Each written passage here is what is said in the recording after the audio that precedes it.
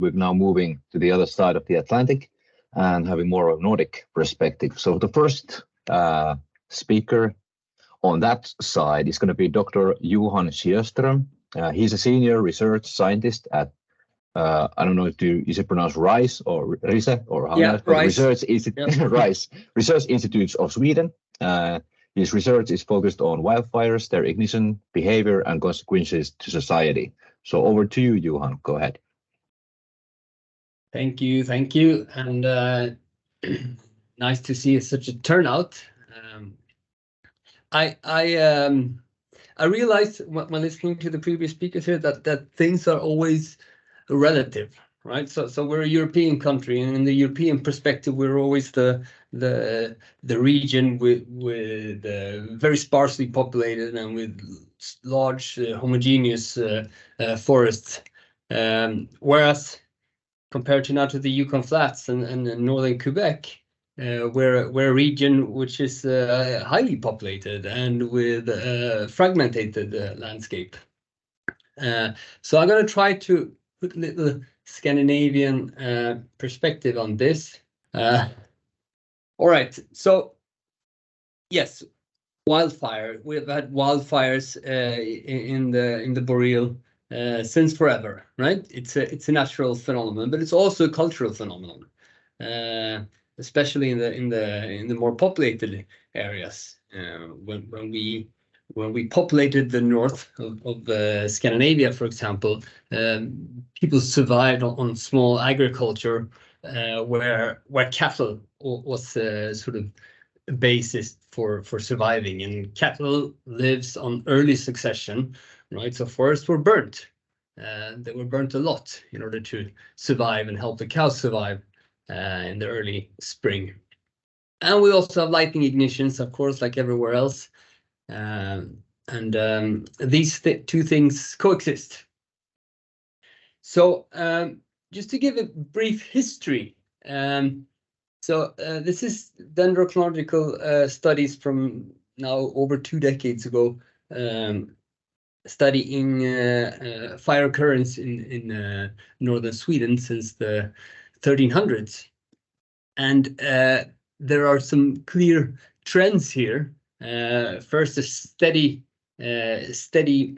period between, let's say, 1400 to 1700 something, and then there was a big settlement rush in the 18th century, where the number of fires picked up a lot, and then there was something happening in the late 19th century where basically industrial forestry began, and fires sort of completely stopped.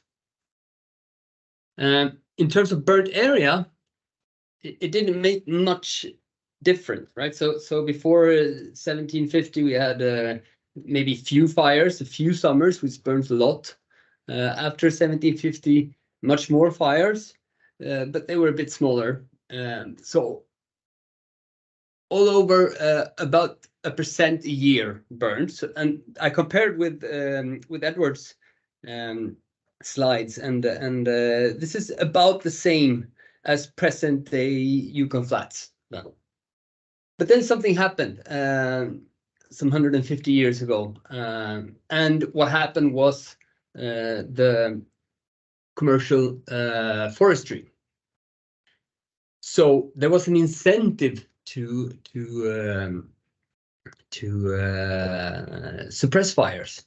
There were people living out in the landscape, working on sawmills, working on cutting the woods, working on moving the logs to the Baltic Sea.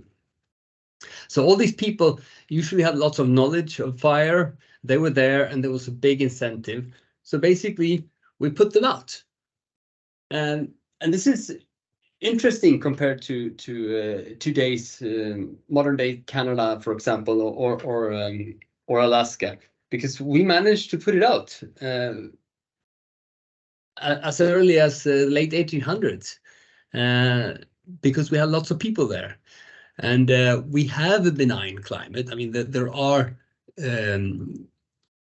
periods of rain coming usually, so it's quite favorable. And we do have a landscape structure with not extremely high mountains and so on. But mostly we have accessibility. So since the start of modern forestry, there's been an increase in our network of forestry roads. So basically we can access our forest, and this has been the key to a success, so to speak. So what I'm representing here today is a highly developed region, in the sense that all land is covered, and all land is someone's and important for someone, and our municipalities are obliged to respond to fires everywhere in the country. And it is a very accessible country in this sense, not in a European perspective, but in an Arctic perspective. So in fact, we have a huge deficit of fires, ecologically speaking. So the last 20 years, we've picked up fires for conservationist reasons. All right, so this is the history. So what about today? Well, this is the last 25 years, basically, of fire occurrence and burnt area in Sweden. And what you see, like everywhere else, is a big variation. And that variation does not always coincide very much to the fire danger. So some years we have large areas burning and the fire danger might not be so bad. Whereas other years we have very high fire danger and not so many fires. Although, of course, we need dry conditions in order to have lots of fires. So what does determine the outcome of wildfire, both occurrence and burnt area? Well, weather does, of course, give a threshold. And then, of course, you need something to ignite, so ignitions matter. And then the fuel and how we respond to it. And not only the response, but how we detect it and how we survey it once controlled. So generally, this is a map of Sweden, or 3 maps of Sweden, where on the left you have the population density. And in the middle map, you have forest fires last few years that are larger than a hectare. And basically, they follow the population density patterns quite a lot. Not everywhere, but quite a lot. On the other hand, if we look at the very large fires, they do the opposite, right? So they are inversely related to population density. They occur in this sparsely populated regions here and here. So that has a huge impact. Actually, what we see a much larger impact than let's say a step of 10 in a fire weather index, for example. So in terms of numbers, you can see this is a logarithmic against logarithmic scale. So this is population density and this is fire occurrence. And this is well correlated, right? Whereas the fraction of fires that actually become somewhat large decreases with population density significantly. So basically, this is the landscape which most of you here recognize. So this is the landscape where a large fire starts. This is from 2018, where we had 2 lightnings in central Sweden. And this is also the landscape where fires grow large. So, and the reason, I mean, not surprisingly, is that in the rural areas, the time to arrival is long, right? And time to arrival is extremely important for the final area of a fire. And I know that in a North American perspective, this time to arrival that you see here, for example, on the leftmost diagram, so of 30-40 minutes, might sound extremely short, whereas in a Scandinavian context, this is quite long. And we do see a huge dependence on the final area burnt. This is the logarithmic scale here. So 25 minutes characteristic area of a hectare, 30 minutes characteristic area of 10 hectares, and 35, 100 hectares. And we do see that all of our very large fires are associated with a very, very long time to reach the fire. In a Scandinavian context, then again, about an hour. And of course, to no surprise, the time to arrival and the time to actually start suppressing the fire will be longer in low population density, the lower populated areas, which would be here then. And it's actually quite interesting, because if you look at the trend in this response time, it has actually increased during the last few decades. And this increase has also been concurrent with a decline in rural municipal budgets. And it's the municipalities in Sweden that are responsible for suppressing forest fires. We don't have a forest service taking care of these things. So municipal budgets are very, very important to keep resources running and to keep a good density of resources within rural regions. I must say that since this curve stopped here, things have changed a bit. We have much more centralized resources the last few years. We have national aerial resources, which have been very helpful for many, especially rural areas. So this is might be something which should be updated. But this is a trend that we've seen, at least for the last couple of decades. Okay, so the fires that we have, they are, as always, mostly caused by humans, right? So if we look at all forest fires, we have campfires, we have arson.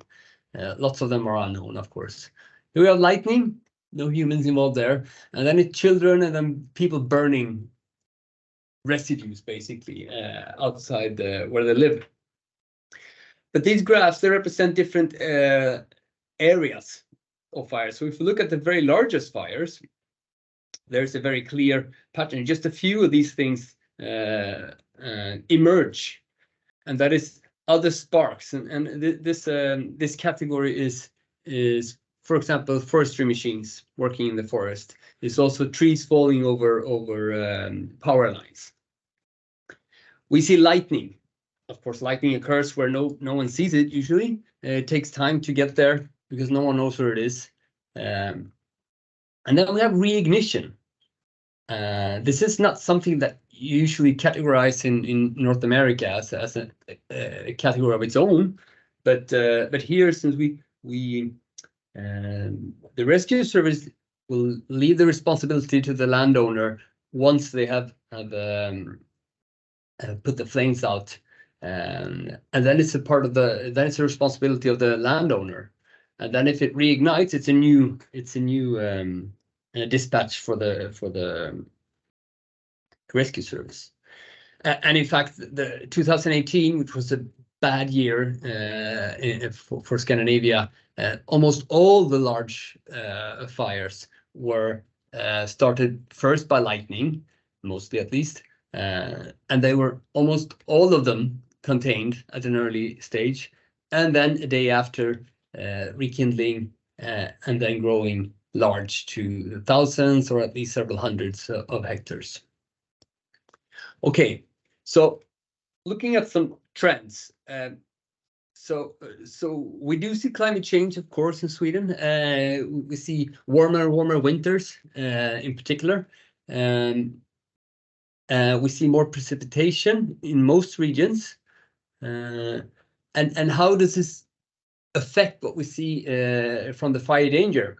Well, it's hard to say what's going to happen in the future, but if we look back, so you can see, for example, from the 1950s, we have some good data from a number of different weather stations across Sweden. So if you look at the maximum 7 days average of the fire weather index, yes, it increases in most places. So these top ones here are the very north, and this one here is the central part. So everywhere it seems to increase, right? And if we look at another parameter, so we look at the maximum 7 days average of the Duff moisture code, so the moisture in the little deeper layers.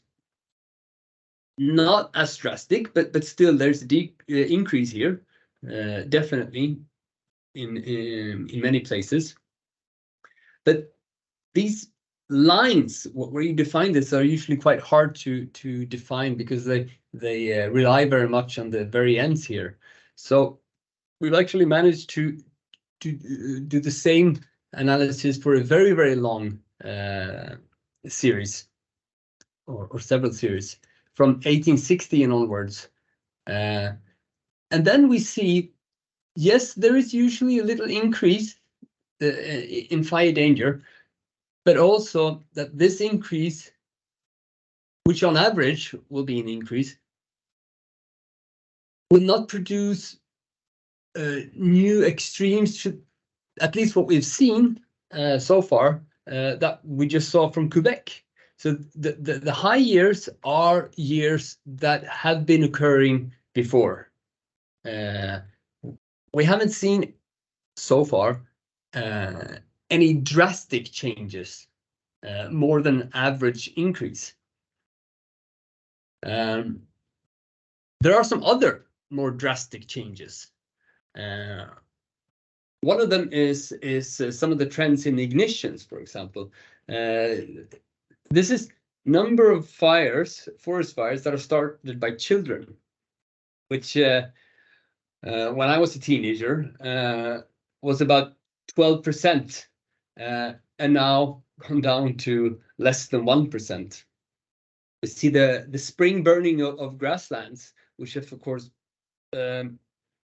fluctuates a lot with how dry the spring is, but also a very, very clear trend towards less and less agricultural burning. Whereas we see a little increase in arson. Some other trends that are interesting in this perspective is that, well, we have a very, very homogeneous flora. So basically we have three main native species. It's the Scots pine, the Norway spruce, and the birch, the betula. And these, the coniferous stands, they usually constitute a very, very good fuel. So this is built on the moss layer with the litter in it being a very, very flammable fuel. However, there is a native component of deciduous trees, but we do a lot of aggressive pre-commercial thinning. So this they sort of disappear completely usually after some 10 years of a stand. But we do know that just a very tiny inclusion of deciduous trees have a huge impact on this moss layer, and actually has a huge impact on the fire intensity that we might see. We also have some 600,000 hectares of Pinus contorta, which are more flammable than our native pine. And finally, we have drainage of wetlands. Millions of hectares of forest and mires have been drained in Sweden. Nowadays, it's forbidden, but you're allowed to maintain your old ditches. So, and at the same time, we have a drive towards re-wetting mires, and how these two things will play out will actually determine the flammability of our forest for decades to come. So, some conclusions is that the fire regime in Scandinavia is driven by choices made by the people, so by authorities and by the public. We have in this region high potential to reach fires very early after ignition. And this has been a key to success compared to other parts of the Arctic region. That's also been the key where we haven't been able to succeed in maintaining fires. And it's always the key to why we have such a huge fire deficit, ecologically speaking, and why we need to pick up prescribed burning for conservation reasons. All right, so we densely distributed resources, centralized aerial firefighting, and proper mop-up that safeguards this region from large consequence fires. And we do see that fire danger has increased since the middle of last century, but to levels that are still recognizable. So we don't think, at least from what we've experienced so far, we don't see it that we're facing a whole new regime in fire danger. It's not like we're going to be Spain in terms of weather. We will probably see more often high fire years in terms of fire danger, but those would probably look like something we've seen in the past, like those warm summers from our childhood, for example. All right, so and land use choices will control the flammability of the forest for decades to come, and this is specifically related to pre-commercial thinning of deciduous trees, which we know has a huge impact on the flammability. And it's related to maintaining drain land versus restoring the wetlands. And it's about how much Pinus contorta we will have in the future, right? So from this side of the Atlantic, I would say that our future fire regime seems to be in our own hands, something that we can deal with probably with some wise decisions from authorities, from industry, and from the public. Little picture from experiments done 2 years ago, I think. Most of what I said can be read here in these two papers. And if you're interested in consequences of fire in terms of how buildings are destroyed and how people are affected, which is a completely different history than what I've told you here, there's another paper on that. So thank you very much. Thank you very much, Johan. I don't see any questions in the chat, but I could quickly ask just really shortly. You've seen some quite large fires in recent years. Have you seen some kind of shift in policies or development new policies regarding fires? You mentioned that before the firefighting is more for like on municipal responsibility. Now there's maybe more centralized solutions as well. But otherwise, have you seen some kind of shift in policy development regarding fires in Sweden? Yes, definitely. I mean, that's the most important one. Is that the financial burdens of a very small rural municipality is it's eased now when they are forced to gather in much larger corporations, and several municipalities cooperate, and then also with these new national resources that has made a huge impact, and also landowners. So actually taking mop-up and surveillance seriously is something that they are a lot more aware of nowadays compared to, let's say, than 10 years ago. So these last few years have been a wake-up call to something that we sort of have forgotten, because we had some years with not so good weather, basically, and memory is very short, very short. That is definitely true. Thank you very much, Johan. Cheers.